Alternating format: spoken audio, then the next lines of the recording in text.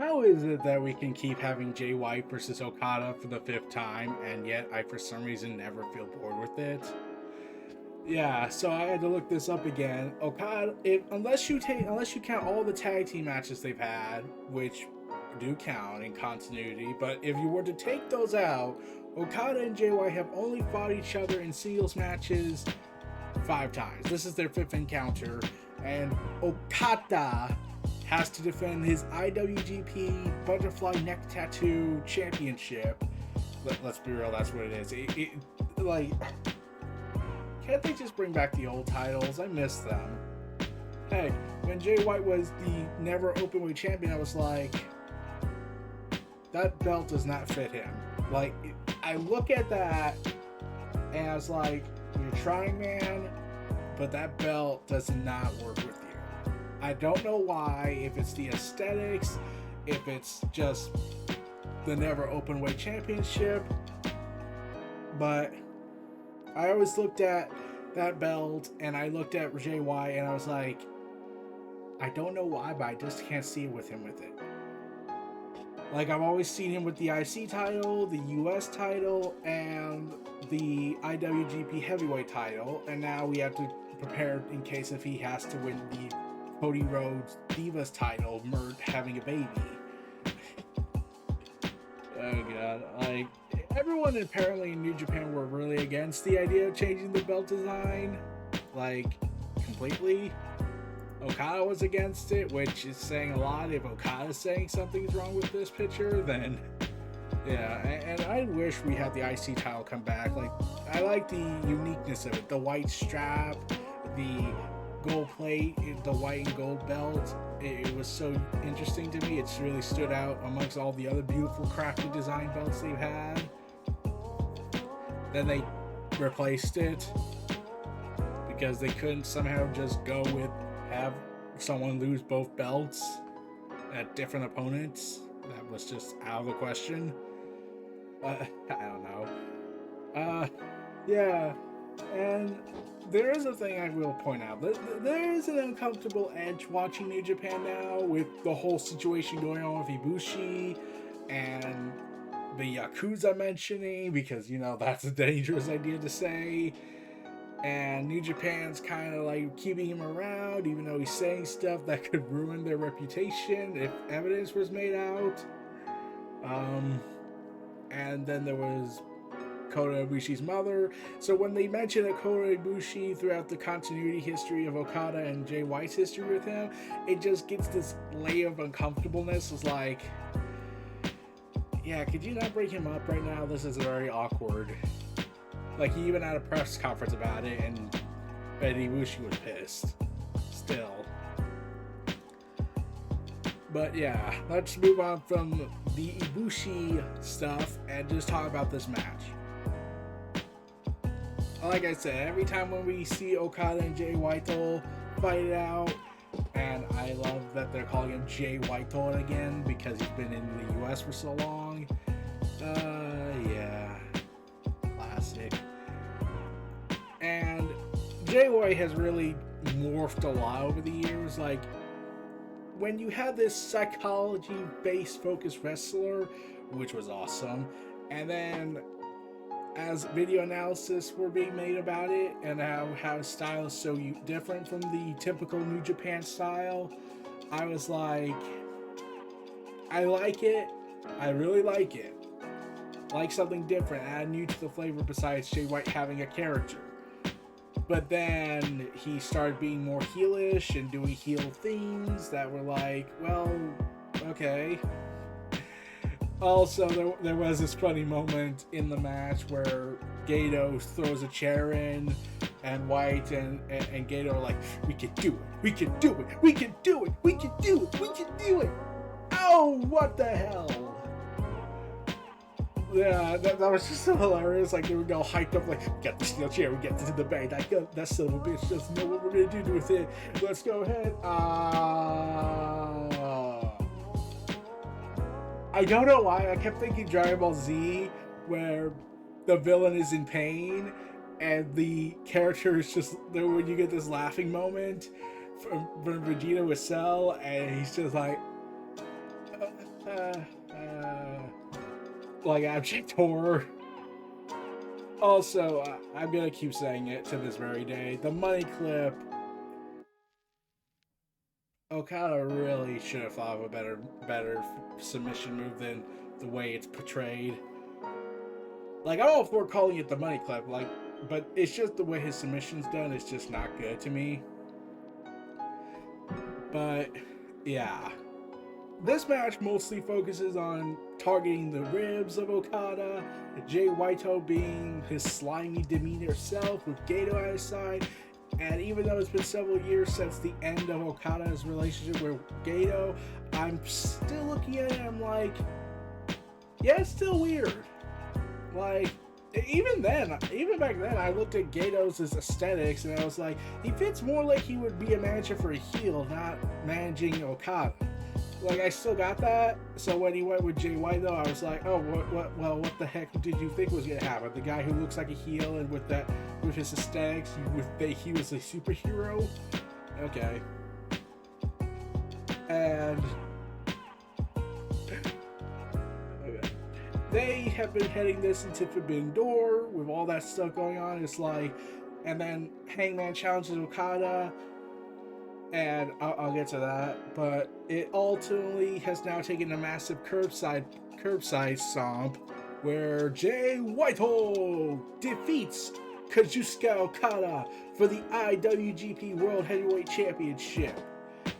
And I'm still mixed on this title aesthetic with Jay White in his arms, but we'll have to see as the weeks go by. At least it's so far good than how I looked at how Jay White was holding the never openweight title, and I was like, that belt does not fit him. I can't see it. I'm seeing it, but I'm not really picturing it in my head. So, yeah. After that, Jay White cuts a promo with the Bullet Club having a beer bash since it was their night, except for one moment. And Jay White calls out Hangman, he calls out Okada, he talks about his farewell match in Osaka and told the crowd that they were his family, and then he begs them to cheer, and many in the crowd do. He defies the government regulations, say maybe I was completely wrong. And he talks about Madison Square Garden and how he claimed he sold out United Center, which is hard to really do considering there were no matches announced when it sold out. Then he mocks Hiroshi Tanahashi and calls himself the one and only true Grand Slam champion. And this is still his era. Welcome to my new era. And then after the whole promo, Jay White cuts the press conference promo, and this is the part where I was like, he's not wrong, where he took the credit driving Kenny Omega away, Hangman away, the Bucks away, and everyone out of New Japan, and they go and form AEW. Jay White took all the credit for AEW. Bryan Danielson, I did that. Adam Cole, baby, I did that. CM Punk's grand return, I did that. Jay White took all the credit, and I was like, when you added really the IWGP US Championship match between Jay White and Kenny Omega, the one and only time they fought, it kind of set the stage for everything to go in place. Like, I'm gonna just say it, I genuinely think that match is the only match that still has its ramifications being echoed across wrestling today in the modern times, which is saying a lot. So I'll give that New Japan credit on that front, that they have a match, they had something that inadvertently had echoing ripple effects all throughout the wrestling industry. So props to that. But now we head into Forbidden Door. Jay White is the IWGP World Heavyweight Champion, and Hangman wants to fight Okada, but now he has to deal with Jay White potentially. Well, there's been rumors going around, and when I heard this, I was like, okay, I'm okay with it because of all the talent involved, and I get why they have to do for one person. But I don't know. why it doesn't make me feel as excited like I should be. Like, these are the 4 big talents they have, and yet the story and the story is all there. Like, the rumor heading into the Forbidden Door is that we're gonna get Jay White versus Okada versus Hangman Adam Page versus Adam Cole Baby in a fatal 4-way match to determine the IWGP World Heavyweight Championship. And I'm just that guy that's like, this is probably my thing with New Japan, that the only time I ever saw a multi-man match that focused on the world title was Omega, Ibushi, and Rhodes. And even though people were still kind of weirded out about that, like, multi-man match, I don't know why, but for some reason that doesn't click with me like it should. Like, the match was great in the end, but like, it was like that realization is like, you can't picture it, because New Japan has never been known for fatal 4-ways, for triple threats. Like, when you got the IWGP Junior Heavyweight Championship happening, people were amazed by that, and were still weirded out a little bit when you realize, wait, they've never done multi-man matches. How do they make that work? Because, like, we've seen, like, we're Western fans here in the West, here in America, we're always used to multi-man matches. WCW, WWE, anyone? ECW, Ring of Honor, we've all been used to it, but for the Eastern lands, the land of the rising sun, I don't recall how many times they've done a multi-man match. And if they've done it a lot, it's very spaced out in between, to the point that people just forget that it happened. Like, oh wait, there was one a few years ago? Wow. They really have restraint on that. And I get and here's the thing, this is why people are so weird. Like, I talked to my buddies Noah and King from ATW, we talked about that, and we were like, and I was like, the great talent's involved in that, but it's also weird to see that happen, because you never got that much from New Japan when they do multi-man matches. Like, sure, there were tag team matches, but in terms of singles matches, you can't think of it. And I get why Adam Cole's been put into this, because of his story with Jay White and how this is about Bullet Club and the Elite, Undisputed Elite, and plus he has a torn labrum, but you know, that's important, right? So they have to protect him as much as they can, so working a multi-man match means that he can do work less without risking strain, since the other guys can do it for him. You have Hangman's story calling out Okada, you have Hangman's history with Jay White, you have Hangman's history with Adam Cole, baby, and then you also got Okada's history with Jay White, you have Okada's history with the Bullet Club as a whole throughout the entire history, and Okada's history with Jay White, especially etched in stone, and you have Jay White's history with the Undisputed Elite, with Hangman Adam Page and Okada etched in stone. So yeah, you had multiple story characters colliding in one big battle, and yet you still have a hard time picturing it being a fatal 4-way match. The story's there, the story makes sense, but it's like, New Japan does a fatal 4-way. Nope, can't see it. I don't know why. I can't see it. Like, that's what a lot of people were saying I talked to. Like, they kept saying, I can't see multi-man matches in New Japan. Even when they do it here in the West shows, here in America, they never do it, so it's so used to it. So when New Japan breaks that mold they're used to doing, then you're just like, I'm not sure how I feel about this. And yeah, I get it. I totally get it. I'm that guy too. Like, I've seen New Japan at times. It's not like I don't watch it religiously, but I knew when I started getting into their particular style, like, they just don't do as many multi-man matches, and when they do, it's just so weirded out for people. It's so weird to see it break the mold.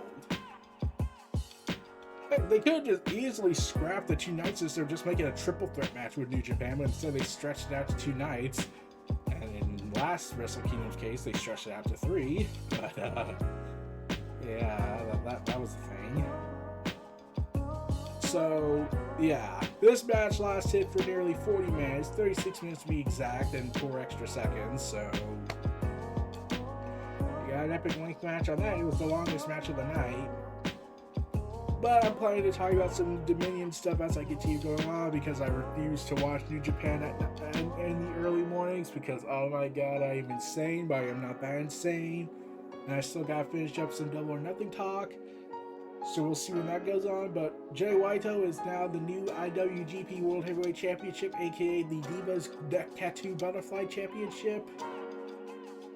They make it too easy. Jay White heads into Forbidden Door as the champ, and considering New Japan's system, he's going to be guaranteed to go in there as champ. And we'll see how everything else has built up, and as I talk more about Dominion heading into this week, hopefully, provided nothing else goes down, but we'll have to see. Looking forward to Forbidden Door. I'm debating whether or not if I should make this a live stream review, which if I do, then I've never done live stream this much before. So I don't know. I've tried my hand at it, but I'm just so, like, that just feels like a completely different genre when I've tried to, and I've always stopped at the last minute before I did it. But we'll have to see. We'll have to see. Anyways, this was New Reality Entertainment, the WrestleVerse, presenting Jay White versus Kazuchika Okada at New Japan Dominion 2022. Feel free to like, comment, subscribe, check out my content in the description below. Stay tuned for more. I'll see you all next time. Peace and take care, and have a good day, everybody, and peace out.